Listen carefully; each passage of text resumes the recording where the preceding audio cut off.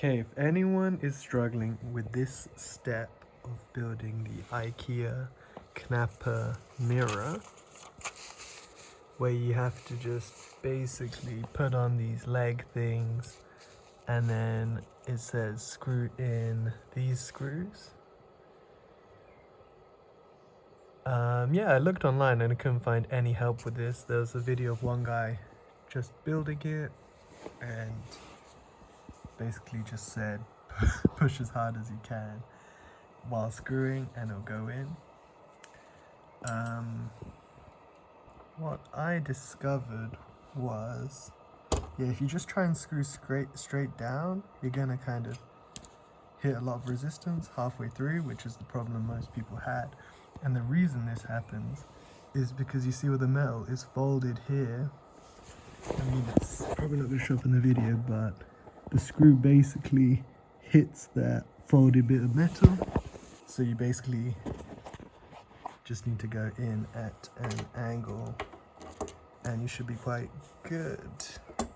Quite a sharp angle I found as well. So say you got this left leg, I'm going to put in the screw and I'm really going to go at quite a sharp angle away from the folded bit, and then you should find it goes in pretty easily. At least that was my case. Well, in my case it might be a bit different because I actually used these diamond files. You can get them on Amazon for pretty cheap to make the hole a bit bigger, but I don't know if that's actually 100% necessary.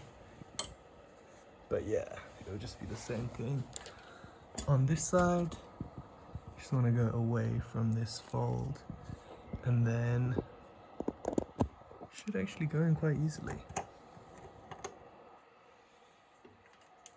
Oh. Okay, maybe not too easily, but not too bad.